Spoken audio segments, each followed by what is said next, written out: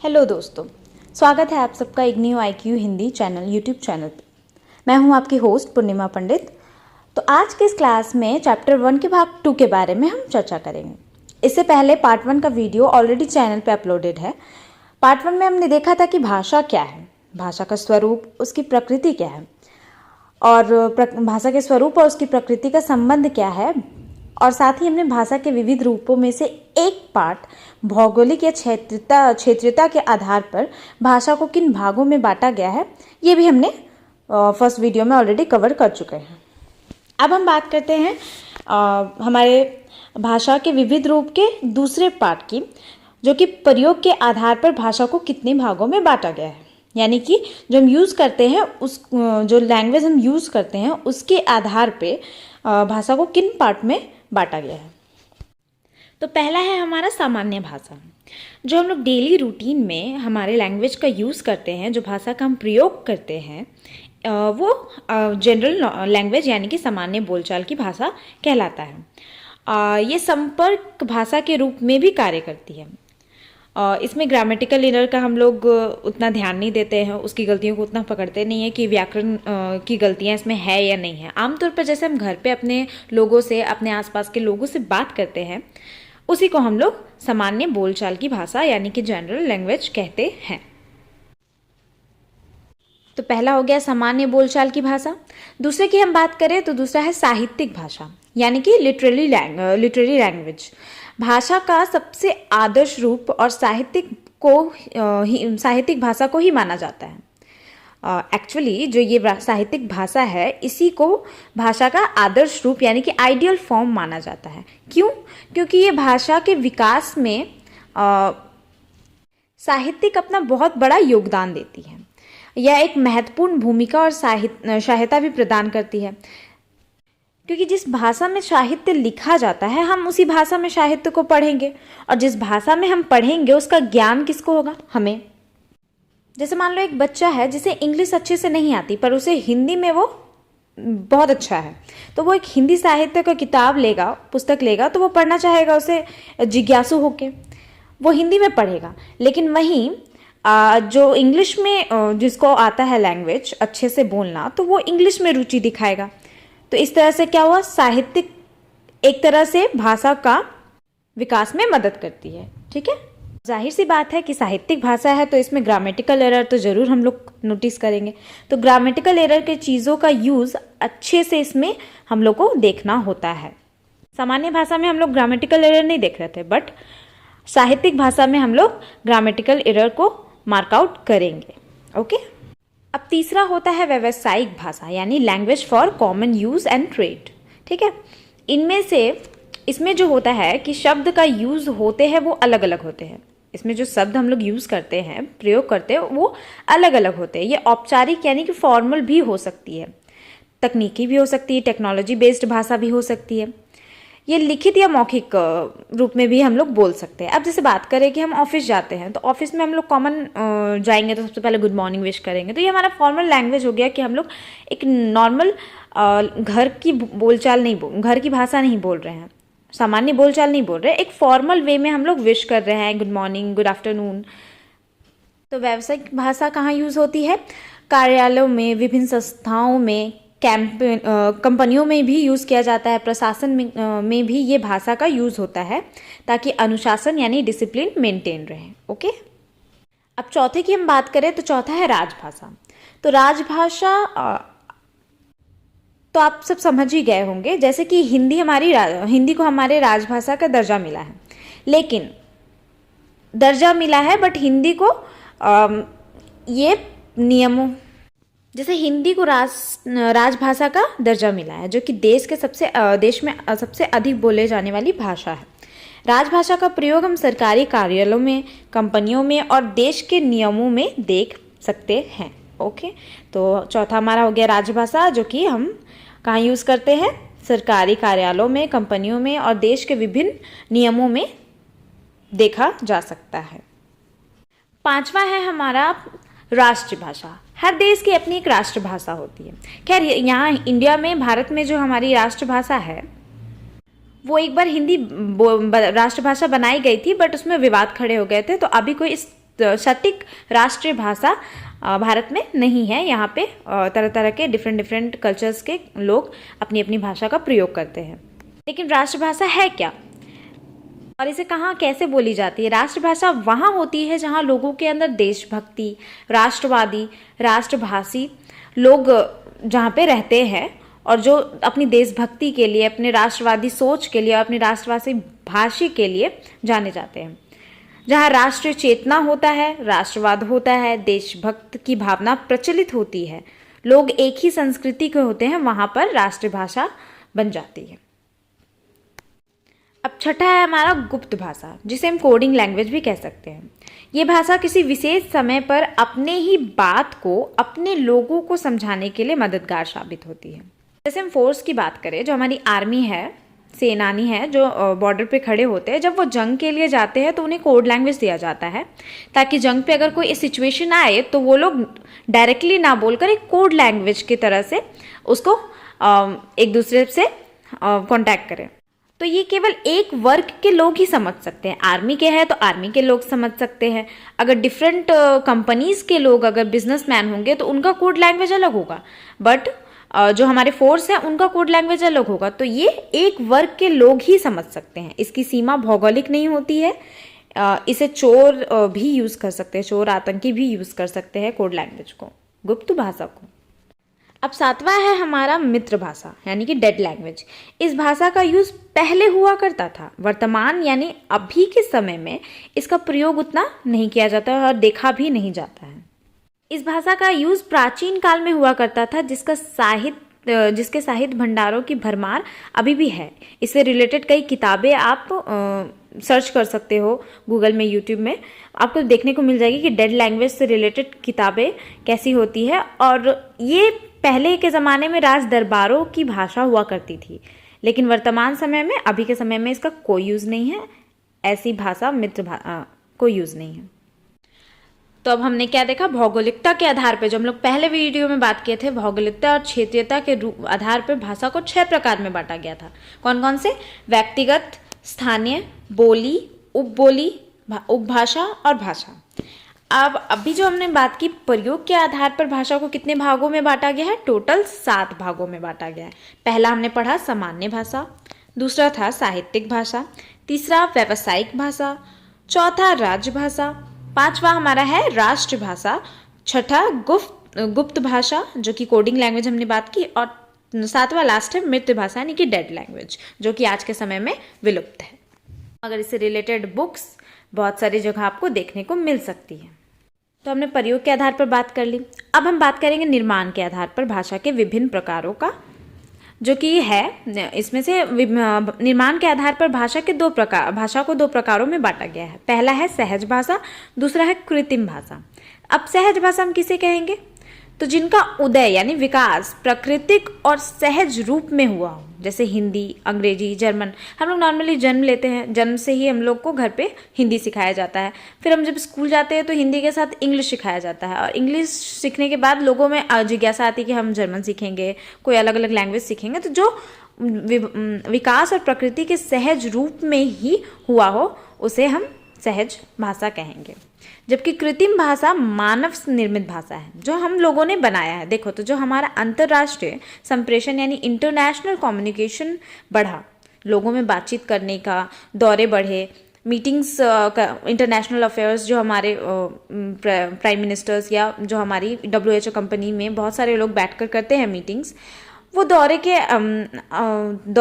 बड़े पैमाने पर होने लगे। तो भाषाओं का मिश्रित यहाँ से शुरू हुआ, यानी कल्चर्स का आदान प्रदान शुरू हुआ, और भाषा में जो मिश्रित संस्कृति उत्पन्न हुई वो क्या कहलाई? कृत्रिम भाषा। जैसे एस्पेरेंतो भाषा इसी का एग्जाम्पल है। एस्पेरेंतो एक भाषा है जो कि लैटिन वर्ड में लिखा गया है। इसके बारे में आप गूगल में सर्च करेंगे तो आपको पूरा हिस्ट्री मिल जाएगा। ये एक एग्जाम्पल है किसका? कृत्रिम भाषा का। तो कृत्रिम भाषा क्या थी? कृत्रिम भाषा एक मानव निर्मित भाषा है जो कि अंतर्राष्ट्रीय संप्रेषण को बढ़ावा देती है, और इसका एक एग्जाम्पल है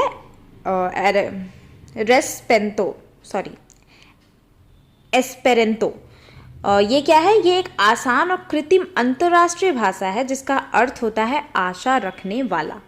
ओके, हमने भौगोलिकता और क्षेत्रीयता के आधार पर बात कर ली, प्रयोग के आधार पर भाषा के विभिन्न विभाजन के बारे में बात कर लिया, निर्माण के आधार पर विभिन्न विभाजन के बारे में बात कर लिया। अब हम बात करेंगे मानकता के आधार पर, यानी कि समाज ने किस तरह से भाषा को मानक माना है। इसके आधार पे भाषा को दो पार्टों में बांटा गया है, मानकतर भाषा यानी नॉन स्टैंडर्ड और परिनिष्ठित भाषा यानी स्टैंडर्ड लैंग्वेज। तो ये परिनिष्ठित भाषा यानी स्टैंडर्ड लैंग्वेज है, उसमें व्याकरण का यूज़ हम बहुत देख पाएंगे। इसमें व्याकरण का यूज़ हम बहुत बारीकी से देखकर और उसका यूज़ हम वहाँ पे देखेंगे। पर जो नॉन स्टैंडर्ड लैंग्वेज है उसमें हम व्याकरण का यूज़ उतना नहीं देखेंगे। जो हमारे स्टैंडर्ड लैंग्वेज है उसमें हम एग्जाम्पल कह सकते हैं, फॉर एग्जाम्पल मुझे घर जाना है, तो ये क्या हो गया, एक करेक्टली ग्रामेटिकल सेंटेंस हो गया। जबकि नॉन स्टैंडर्ड लैंग्वेज में हम नॉर्मली मैंने घर जाना है इस तरह से बोल देते हैं, तो इसमें कोई ग्रामेटिकल ये नहीं दिखा हम लोगों को।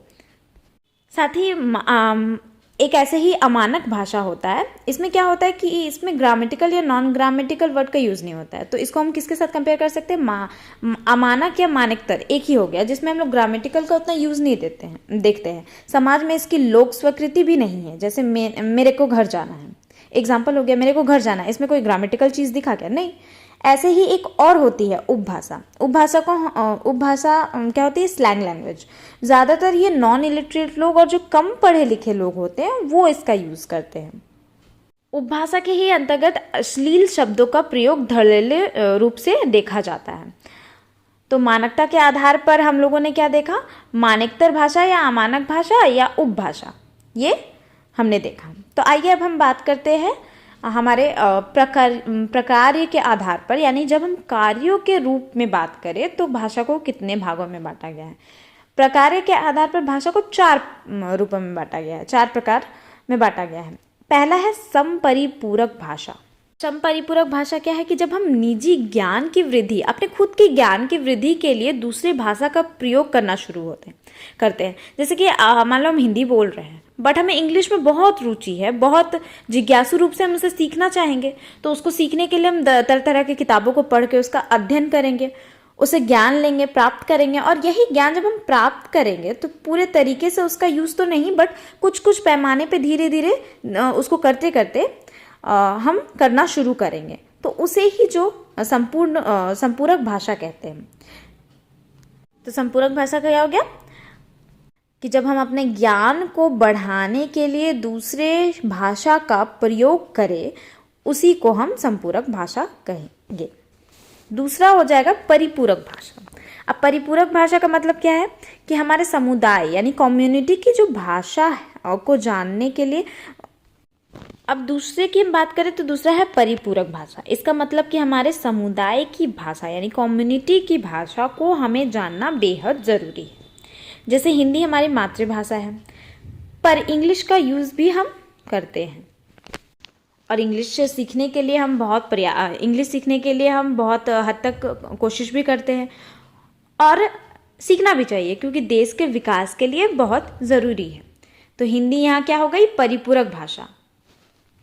तीसरा है हमारा सहायक भाषा। सहायक भाषा क्या है, ये एक ऐसी भाषा है जिससे दूसरे भाषा को समझने की सहायता मिले, हमें वो मदद करेगा दूसरे भाषा को समझने के लिए। एक भाषा जो दूसरे भाषा को समझने में सहायता प्रदान करे उसे हम कहेंगे सहायक भाषा। तो बहुत सारी किताब में हिंदी के साथ साथ संस्कृत शब्दों का भी प्रयोग देखते हैं, है ना हम लोग। तो यहाँ संस्कृत क्या हो जाएगा, सहायक भाषा। चौथा है हमारा समतुल्य भाषा, जिसे हम सामान्य भाषा भी कह सकते हैं। ये क्या होती है कि जब हम कोई व्यक्ति किसी अन्य भाषा का ज्ञान प्राप्त कर ले, मान लो हमें हिंदी आ रही है बट हम इंग्लिश बहुत अच्छे से सीख लिए, अब हम हिंदी में बात करना लिखना छोड़कर सिर्फ इंग्लिश में लिखना शुरू हो जाते हैं। धीरे धीरे उसमें डेली रूटीन की दिनचर्या, रोज़मर्रा की दिनचर्या में हम उसी का यूज़ करने लगते हैं, तो उसे ही हम समतुल्य भाषा कहेंगे। एज फॉर एग्जाम्पल, जैसे कि हमारी भाषा है हिंदी, जो सबसे पहले जन्म के साथ हम सीखते हैं, डेली रूटीन में हम करते हैं, बट कुछ समय बाद हमारी इंग्लिश में रुचि बढ़ने लगती है और हम इंग्लिश लैंग्वेज को सीखते सीखते उसका यूज़ करना अपना डेली रूटीन में शुरू कर जाते हैं। तो इंग्लिश हिंदी के तरह ही आम भाषा बन गई। तो इस तरह इंग्लिश क्या हुआ, यहाँ पे समतुल्य भाषा हो जाएगा। जिसका ज्ञान हम प्राप्त करने के लिए शुरू हुए, वो क्या हो जाएगा? समतुल्य भाषा। अब हम देखेंगे ऐतिहासिकता के आधार पर भाषा को किन किन भागों में बांटा गया है। तो इसमें हम बात करेंगे कि भाषा का विकास यानी उद्भव कहाँ और कैसे हुआ है। एक होती है प्राचीन भाषा ऐतिहासिकता के आधार पर, एक होती है प्राचीन भाषा जो कि प्राचीन कालीन एंशियंट टाइम में उत्पन्न हुई हो, जैसे ग्रीक, लैटिन। हिस्ट्री के बुक्स में हम लोग पढ़े हैं ग्रीक वर्ड, लैटिन वर्ड, और हिब्रू है, तमिल है। ये क्या हो जाएगा? प्राचीन भाषा। दूसरी है हमारी मध्यकालीन भाषा, जिनका प्रयोग हम मध्यकाल में हुआ है, जिनका प्रयोग जो यूज़ हम लोग करते थे वो मध्यकाल में हुआ है, जैसे पाली, प्राकृत, अभ्रंश। अब तीसरा की बात करें तो तीसरा है आधुनिक भाषा यानी मॉडर्न लैंग्वेज, जो आजकल के हम लोग भाषा यूज़ कर रहे हैं, जिनका प्रयोग आधुनिक काल में हो रहा हो, जैसे हिंदी, मराठी, बांग्ला, अंग्रेजी, फ्रेंच, इंग्लिश, फ्रेंच। अब ये हो गया ऐतिहासिकता के आधार पर। अब हम बात करते हैं समिश्रीकरण के आधार पर, यानी कि मिश्रण के आधार पर भाषा के विभाजन को। तो मिश्रण के आधार पर भाषा का जो विभाजन किया गया है उसमें हम लोग दो तरह के देखते हैं। एक है पिजिन भाषा। ये क्या है? ये है समुदाय यानी कम्युनिटी किसी को गुलाम, जब समाज समुदाय एक कम्युनिटी किसी को गुलाम बनाती है। जैसे हमारे एंशिएंट हिस्ट्री में हम लोग पढ़े थे कि ब्रिटिशर्स ने हमें गुलाम बनाया था। उस दौरान हिंदी और इंग्लिश का मिश्रण हुआ था। जो लैंग्वेज हमारी भाषा का मिश्रण हुआ, ब्रिटिशर्स इंग्लिश जानते थे, हम लोग हिंदी जानते थे, तो वहाँ पे क्या हुआ? इंग्लिश और हिंदी का मिश्रण हुआ। इसे ही हम मिश्रित भाषा या पिजिन भाषा कहेंगे। दूसरा होती है क्रियोल भाषा। क्रियोल क्या है? ये पिजिन का ही विकसित रूप है। जैसे पिजिन में हम जो भाषा यूज़ करने लगे, अब उस भाषा को यूज़ करते करते लगातार हम लोग डेली उसको यूज़ करने लगे, और यूज़ करने के बाद हम अपने पुराने जो अब हम लोगों का ओरिजिनल लैंग्वेज था उसको हम कहीं भूलते गए। तो एक पीढ़ी से जो दूसरे पीढ़ी तक पहुंचा वो क्या था? पिजिन फॉर्म ऑफ लैंग्वेज पहुंचा, जो कि मिक्स्ड फॉर्म ऑफ मिश्रण फॉर्म ऑफ लैंग्वेज था, यानी कि मिश्रण भाषा थी। तो एक पीढ़ी से दूसरी पीढ़ी तक पहुंची, और दूसरी पीढ़ी तक पहुंची तो वो अपना ओरिजिनल लैंग्वेज का उनको कुछ पता ही नहीं था। तो क्रियोल भाषा क्या हुई? एक पीढ़ी पिजिन भाषा का प्रयोग लगातार करना शुरू कर दे और आने वाली पीढ़ी भी इस मिश्रण भाषा का प्रयोग करना शुरू कर दे, तो उसे ही हम लोग क्रियोल भाषा कहेंगे। यहाँ कुछ देशों के नाम दिए गए हैं बुक में जो कि प्राचीन भाषा का प्रयोग बिल्कुल भूल चुके हैं और क्रियोल भाषा का प्रयोग करना शुरू कर दिए हैं, जैसे मॉरिशस, गुयाना, सूरिनाम आदि कई देश दिए गए हैं बुक में जो कि अपने प्राचीन भाषा का प्रयोग बिल्कुल भूल चुके हैं। ये किन किन भाषाओं का यूज़? कहीं फ्रेंच का यूज़ कर रहे हैं, कहीं हिंदी यूज़ कर रहे हैं, कहीं इंग्लिश यूज़ कर रहे हैं, कहीं डच यूज़ कर रहे हैं। तो ये अपने ओरिजिनल जो लैंग्वेज है वो भूल चुके हैं। ये अब बात करते हैं किस भाषा में? क्रियोल भाषा में, यानी कि मिश्रण form of language, mixed form of language यानी मिश्रण भाषा का यूज़ करते हैं। तो भाषा के विविध रूपों के बारे में हमने देख लिया। अब हम देखेंगे हिंदी भाषा और उसके विकास कि कैसे हिंदी भाषा और उसका विकास हुआ। तो देखिए, संसार में जितने तरह की भाषा और बोली का प्रयोग होता है सबका एक अपना इतिहास होता है, लेकिन उस इतिहास का ज्ञान हर कोई को नहीं होता है। इस पूरी दुनिया की अगर हम बात करें, ऑल ओवर द वर्ल्ड, संसार की हम बात करें, तो अधिकतर लोग इंडो आर्य भाषा बोलते हैं, यानी हिंद आर्य भाषा। विश्व का सबसे बड़ा भाषाई परिवार कौन है? इंडो आर्य परिवार, यानी कि हिंद आर्य भारतीय आर्य परिवार। इसके अपने 10 शाखाएं मानी गई हैं। किसकी? इंडो आर्य परिवार जो है इसकी 10 शाखाएं मानी गई है, जिनमें से एक इंडो ईरानी शाखा भी है। यानी जब हम किसी भी भाषा के विकास के बारे में जानेंगे तो हम क्या तात्पर्य निकलता है कि उसका इतिहास भी हमें पढ़ना होगा। और एक तरह से यह बहुत सही भी है कि अगर हम किसी की ओरिजिन को ही नहीं जानेंगे तो उसका विकास पढ़ना हमारे लिए परिपूर्ण नहीं होगा। तो अब हम बात करते हैं कि इंडो आर्य भाषा जब हम पढ़ेंगे तो इसके अकॉर्डिंग टाइम पीरियड, इंडो आर्य भाषा में टाइम पीरियड के अकॉर्डिंग भाषाओं को 3 भागों में बांटा गया है। पहला क्या होगा? प्राचीन भारतीय आर्य भाषा, दूसरा मध्यकालीन आर्य भाषा और तीसरा आधुनिक कालीन आर्य भाषा। प्राचीन भारतीय आर्य भाषा में की अगर हम बात करें तो 1500 ईस्वी तक और उससे पूर्व, यानी कि 1500 ईस्वी से पहले और 1500 ईस्वी तक जो बोली बोली जाती थी उसे प्राचीन भारतीय आर्य भाषा यानी एंशिएंट इंडो आर्य लैंग्वेज कहेंगे।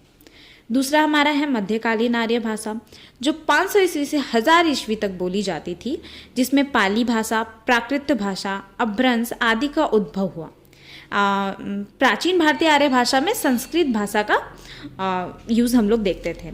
तीसरा है आधुनिक भाषा, जो कि 1000 ईस्वी से अभी तक बोली जा रही है, जैसे हिंदी, इंग्लिश, मराठी आदि। तो भारतीय आर्य भाषा में हिंदी एक ऐसी भाषा बन गई है जिसे बहुत सारे लोग अब बोलते हैं, और आजकल हम लोग देखते भी हैं कि हिंदी प्रचलित भाषा हो गई है। तो विश्व में लगभग 7000 भाषाएं हैं। कितनी भाषाएं हैं? 7000 या उससे अधिक भाषाएं। इन सभी के अपने व्याकरण, अपने शब्दकोश हैं। इसके अलावा सबसे ज़्यादा लोग क्या बोलते हैं? इंडो आर्य भाषा यानी हिंदी आर्य भाषा, और इसकी भी अपनी 10 शाखाएं हैं। और टाइम पीरियड के मुताबिक ये 3 भागों में बांटा गया है: प्राचीन भारतीय आर्य भाषा, मध्यकालीन भारतीय आर्य भाषा और आधुनिक कालीन आर्य भाषा। अब हम जानते हैं कि आदिकाल एंशिएंट टाइम में किन किन भाषाओं का प्रयोग होता है। तो चलिए देखते हैं। तो अगर हम बात करें कि 1000 ईस्वी से 1500 ईस्वी तक की, तो ये क्या है? ये शुरुआती काल है। इसमें अपभ्रंश का प्रयोग होता है। अब ये अपभ्रंश क्या है? अपभ्रंश भाषा का बिगड़ा हुआ रूप है, जिसमें व्याकरण का प्रयोग उतना मायने नहीं रखता है। ग्रामेटिकल एरर्स को हम लोग साइड कर देते हैं। ये प्राकृत हिंदी का प्रभाव था, जिसमें स्पष्ट हिंदी नहीं थी। ये जो 1000 ईस्वी से 1500 ईस्वी तक का शुरुआती काल था, इसमें जो अपभ्रंश का प्रयोग हुआ है उसमें क्या था? हिंदी नहीं, स्पष्ट हिंदी नहीं थी। इस काल में हिंदी का शुद्ध हिंदी ध्वनियाँ नहीं सुनी जाती थी। लोग जैसे रैंडमली बोलते हैं शब्दों को, वैसे शब्दों का उच्चारण किया करते थे, और इस तरह भाषा की विकृतियाँ चलती रहती थी।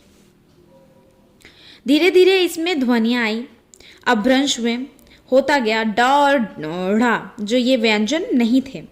आदिकालीन में हिंदी में बहुत सी ध्वनियाँ थी, लेकिन उसमें बहुत सारी ध्वनियाँ संस्कृत से ली गई थी। क्या चीज़ से ली गई थी? संस्कृत से।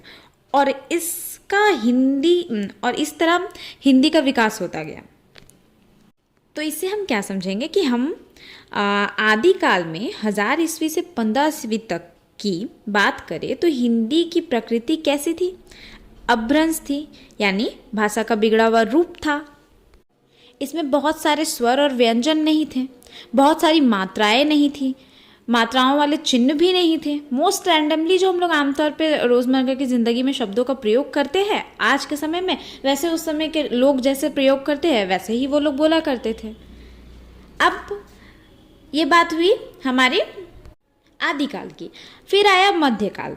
मध्यकाल में क्या हुआ? इसमें क्या हुआ कि अपभ्रंश पूरी तरह से खत्म हो चुका था। हिंदी में कई बोलियों का विकास हुआ। हिंदी में अपने कई बोलियों का विकास हुआ, जैसे उसमें से कुछ थे ब्रज, अवधी, खड़ी बोलियाँ। ये स्वतंत्र रूप से प्रयोग होने लगा, फ्रीडमली यूज़ करने लगे लोग इसको। अब क्या हुआ कि शब्दों के मूल व्यंजन में अ का प्रयोग होने लगा, जैसे राम, तो राम में अ का प्रयोग आया। संयुक्त व्यंजन के पहले अक्षर में अ का प्रयोग होने लगा। अगले चैप्टर में जब हम बात करेंगे दीर्घ स्वर, लघु स्वर, जब हम पढ़ेंगे तब इन चीज़ों को आपको और समझ में आने लगेगी।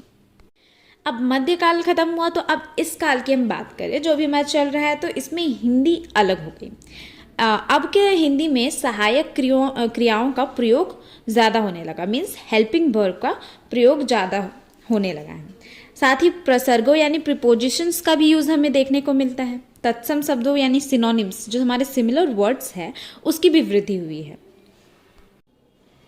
अरबी और फारसी के जो शब्द है वो भी हिंदी में तेज गति से बढ़ने लगे हैं। एज फॉर एग्जाम्पल लेते हैं, जब अंग्रेज़, पोर्तुगल, स्पेनी, फ्रेंचीसी जैसे लोग भारत आए तो इन शब्दों का भी हिंदी प्रयोग होने लगा, जैसे कमीज़, तौलिया, पिस्तौल, कोट, माचिस आदि। ये सारी हिंदी वर्ड्स नहीं है, ये तो जो लोग आए बाहर से, अंग्रेजी, पोर्तुगल, स्पेनी, फ्रेंचीसी, इनके द्वारा जो बोला गया हिंदी का एक तरीका का वर्ड, वो इसको हम लोग हिंदी मान लिए, बट ये हिंदी एक्चुअल में है नहीं। अब सन 1800 ईस्वी के बाद हिंदी में कैसे परिवर्तन आया? तो साहित्य के क्षेत्र में जो खड़ी बोलियों का यूज़ होने लगा वो बड़े पैमाने पे होने लगा और हिंदी में उच्च बोलियां दब गई। जो हिंदी में हमारी अन्य बोलियां थी वो दब गई। आज हर प्रदेश में खड़ी बोलियां यूज़ हो रही है, खड़ी बोलियों का हर प्रदेश में यूज़ हो रहा है, प्रयोग हो रहा है। साथ ही अंग्रेजी का प्रभाव भी बढ़ता जा रहा है। तो ये हमारी जो खड़ी बोलियां थी वो कैसे कैसे यूज़ होने, कहाँ अलग अलग प्रदेशों में यूज़ होने लगी। साथ ही अंग्रेजी का प्रभाव भी बढ़ गया, अंग्रेजी का इंग्लिश का प्रभाव बढ़ा, साथ ही फारसी शब्दों का भी यूज़ होने लगा। तो अब हम बात करते हैं कि हिंदी भाषा के उद्भव या विकास में विकास कैसे हुआ। एक्चुअल में हिंदी भाषा, हिंदी शब्द का विकास एक संस्कृत शब्द से हुआ है। संस्कृत शब्द सिंधु से हुआ है, जो कि सिंधु नदी का प्रतीक माना गया है। ये माना जाता है कि ईरानी थे और अरब वासी थे, ये सा को ह कहते थे। क्या पढ़ते थे? सा को हा कहते थे और पढ़ते थे। तो सिंधु के लिए जो सबसे पहला शब्द इन्होंने प्रयोग किया वो क्या हो गया? सिंधु से स में इन लोगों का हा प्रयोग होता था, तो सिंधु से हिंदू बन गया। तो ऐसे में जो सिंधु नदी का क्षेत्र है वो हिंदू कहलाया। और बाद में फिर हिंद, जो सिंधु नदी का क्षेत्र था वो हिंद कहलाया। और हिंद कहलाने के बाद फिर जब हिंद शब्द पूरे देश के लिए यूज़ होने लगा, इसके बाद हिंदिक शब्द बना। हिंदी के साथ क जुड़ गया और क्या शब्द बना? हिंद के साथ एक प्रत्यय लगाकर हिंदिक शब्द बना, जिसका अभिप्राय, इंटेंशन क्या था? हिंदू। तो इस तरह से यहाँ के लोगों के लिए हिंदू शब्द का प्रयोग होने लगा। तो हिंदी की उत्पत्ति कैसे हुई? सिंधु शब्द से सिंधु को माना गया। सबसे पहले सिंधु शब्द का प्रयोग ईरानी और अरब वासियों द्वारा किया गया। सिंधु शब्द किसका प्रतीक था? सिंधु नदी का। सिंधु नदी से सिंधु को उन लोग स को हव का प्रयोग करते थे, तो सिंधु से उन लोग क्या बना दिए? हिंद। हिंद में एक प्रत्यय जुड़ के हिंदिक बना। हिंदिक का अभिप्राय क्या हुआ? हिंदू। और हिंदू से बना हिंदी। हिंदी का नाम जो आया वो किनके द्वारा आया? ईरानी और अरब वासियों ने दिया, क्योंकि वो स को हा कहते थे और उन्होंने सिंधु के लिए हिंदू शब्द का प्रयोग किया और लोगों ने हिंदू शब्द का प्रयोग, उनके द्वारा दिए गए शब्द से लोग भी उसको हिंदू शब्द का प्रयोग करने लगे।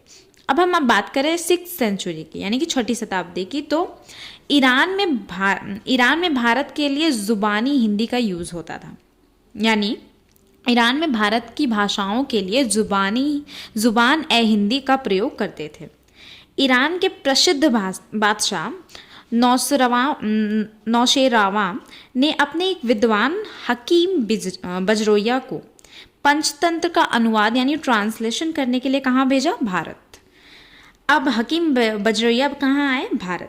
भारत में आकर जब उन्होंने पंचतंत्र का अनुवाद करना शुरू किया तो उन्होंने बहुत सारे अलग अलग तरीके के शब्द का यूज़ किया। जैसे कर्कटक, दमनक शब्द के लिए उन्होंने कलीला और दिमना जैसे शब्द का प्रयोग किया।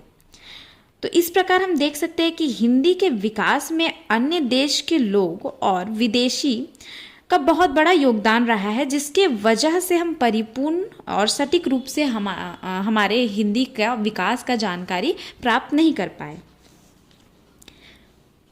6th सेंचुरी के बाद आता है 14वीं शताब्दी, यानी कि 14th सेंचुरी।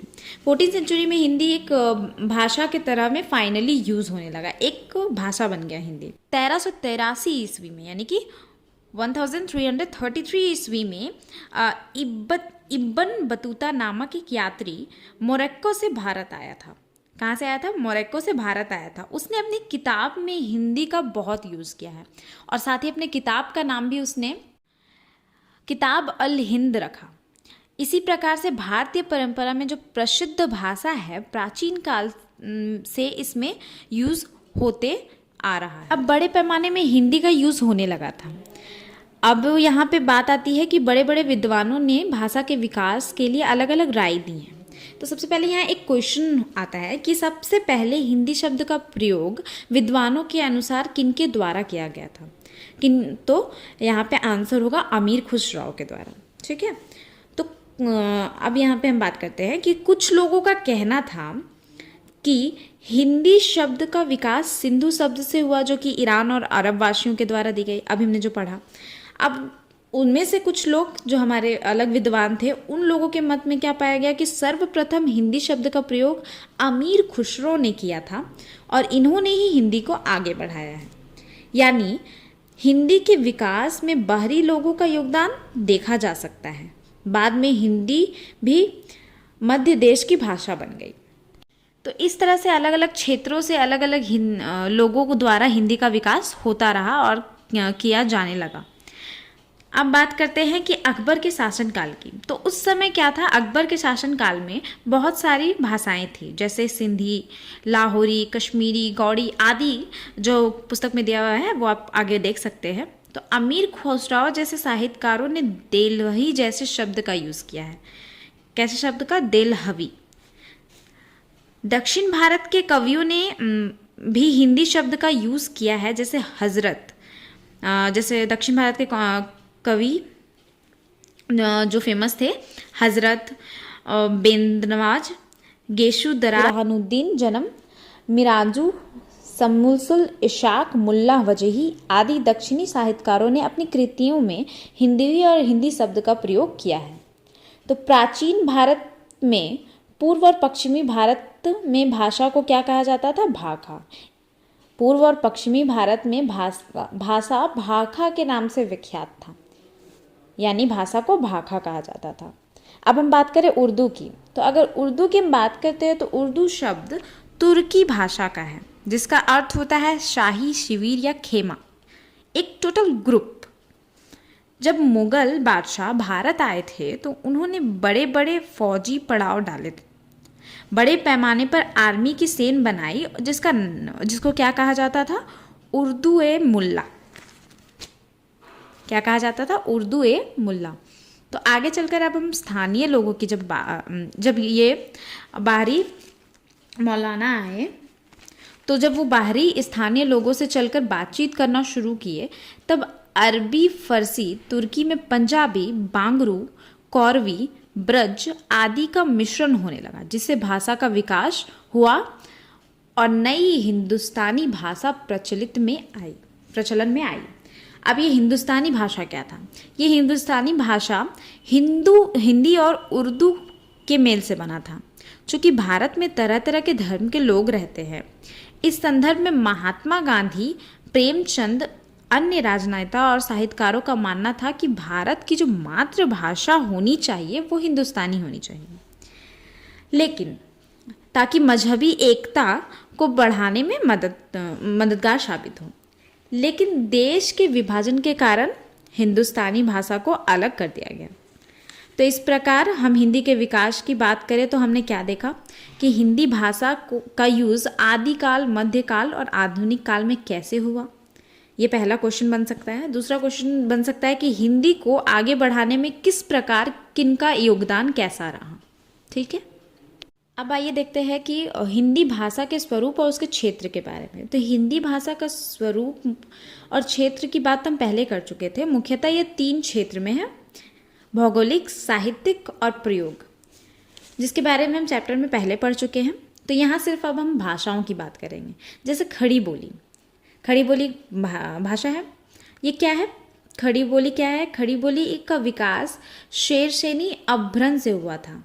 यानी शेरशेनी, अब यहाँ पे क्या है? शेरशेनी भाषा है जो पहले मध्य प्रदेश में प्रचलित थी, जिसके शैरसेन मथुरा के आसपास का जो एरिया है, जो लोकल एरियाज़ है, क्षेत्र है वहाँ के आसपास, वहाँ पे बहुत ज़्यादा प्रचलित थी और बोली जाती थी। ये एक प्रकार की लोक भाषा है जिसके अपभ्रंश से खड़ी बोली का विकास हुआ है। जैसे अब हम बात करें कि आया, तो आया में यहाँ पे 2 मात्रा खड़ी दिख रही है हम लोग को। आ में आकार आ, या में आकार या। तो जो ये आकार है वो दो खड़ी बोली के रूप में है, इसलिए हम लोग इसको क्या कहेंगे, खड़ी बोली। जहाँ पर खड़े शब्दों का प्रयोग होता है उसे हम लोग खड़ी बोली करते हैं, जैसे आया, बड़ा, लड़का आदि। अब ये किन किन क्षेत्रों में बोली जाती है ये भी ज़रा देख ले। देहरादून के मैदानी भाग, सहारनपुर, मुजफ्फरपुर, मेरठ, दिल्ली, गाज़ियाबाद, बिजनौर, मुरादाबाद, रामपुर नहीं, रामपुर के आसपास क्षेत्रों में ये खड़ी बोली प्रचलित है।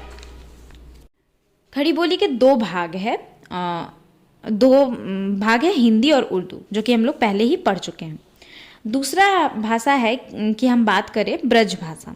इसका भी विकास सैरसैनी अपभ्रंश से ही हुआ है, सैरसैनी अपभ्रंश के मध्यवर्ती रूप से हुआ है। ब्रज भाषा की वृद्धि में कवियों का बहुत बड़ा योगदान है। अक्सर हम लोग पहले का जो पोयम्स है, कविता है, वो देखेंगे तो सूरदास, तुलसीदास द्वारा जो लिखा गया है वो बहुत सारे भाषाएं ब्रज भाषा में लिखे हैं। क्लास 10 की पहली पोयम थी, आई थिंक मेरे ख्याल से कृष्ण जी पे बेस्ड था, वो भी ब्रज भाषा में लिखी गई है। कवि जैसे सूरदास, नंददास, रहीम, रसखान, रत्नाकर आदि ये ब्रज भाषा में अपनी कविताओं का व्याख्यान किए हैं। मुख्यतः ये किन शहरों में देखा जाता है, मथुरा, आगरा, अलीगढ़, मैनपुरी आदि क्षेत्रों के आसपास में ब्रज भाषा बोली जाती है।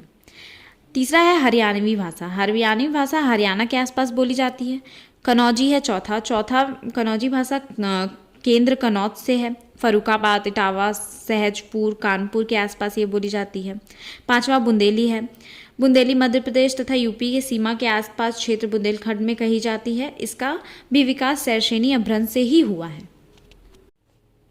झांसी, हमीरपुर, ग्वालियर आदि आसपास क्षेत्रों में बुंदेली भाषा बोली जाती है। तो ये सारे जो भाषाएं दी गई है किताब में, ये भौगोलिक रूप के ही केंद्र और क्षेत्रों के अनुसार में भाषा का विभाजन कैसे चेंज होते गया है वो बताया गया है। तो इसको आप पढ़ेंगे तो आपको खुद समझ में आ जाएगा। छत्तीसगढ़ी भी है, भोजपुरी है जो बिहार के एरिया में बोली जाती है, मगही है, मैथिली हजारीबाग साइड के एरिया में बोली जाती है। तो इसको एक बार खुद से आप रीड कर ले, बहुत अच्छे से समझ में आ जाएगा। तो वीडियो पसंद आए तो लाइक, शेयर एंड सब्सक्राइब करें इग्नू IQ हिंदी को, और एंड थैंक्स फॉर वॉचिंग।